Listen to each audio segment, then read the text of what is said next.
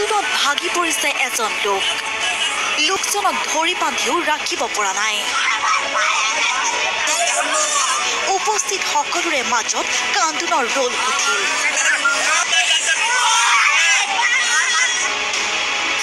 হঠাৎ ঘটিল এক অমানৱীয় ঘটনা।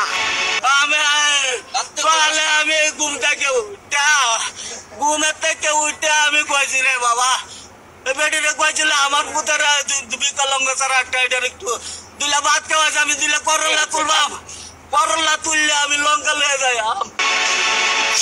জন্মদাত্ৰীয়ে বিষ খুৱাই হত্যা কৰিলে সন্তানক।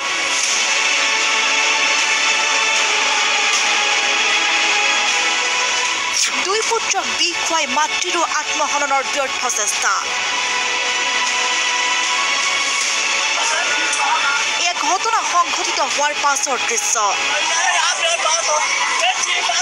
বিশেষভাৱে সক্ষম পুত্ৰৰ প্ৰতিপালনত অতিষ্ঠ হৈ মাতৃৰ এনে ভয়ানক সিদ্ধান্ত।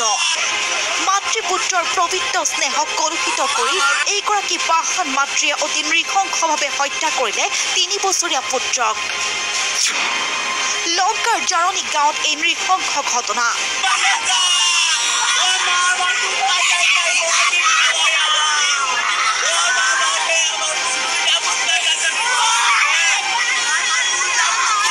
মঙ্গলবাৰে পুৱা ফিৰোজা খাতুন নামৰ মহিলাগৰাকীয়ে স্বামীৰ অনুপস্থিতিত শোৱন কোঠাৰ দুৱাৰ বন্ধ কৰি 2 পুত্ৰ সন্তানক বিষ খুৱাই হত্যাৰ চেষ্টা চলোৱাত থিতাতে নিহত হয় 3 বছৰীয়া দেৱকীভূতি।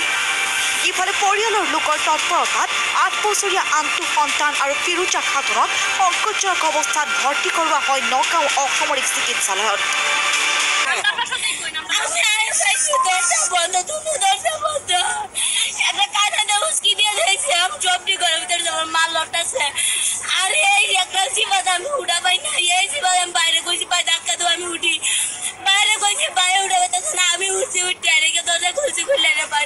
আব্দুৰ ৰহিমৰ গনিয়াকে 2টা লড়াক বিষ খুৱাই দিছে।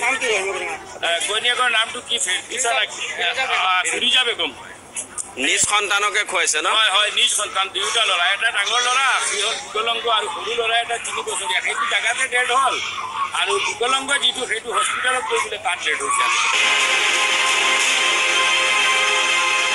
একমাত্ৰ দৰিদ্ৰতাৰ বাবেই বিশেষভাৱে সক্ষম পুত্ৰক প্ৰতিপালনত অতিষ্ঠ হৈ মাতৃয়ে লোৱা এনে ভয়ানক সিদ্ধান্তই সমগ্ৰ অঞ্চল জুৰি এতিয়া চাঞ্চল্যৰ লগতে মৰ্মাহতও কৰি তুলিছে। লংকাৰ পৰা অঞ্জন বৰা, আসাম টক্স।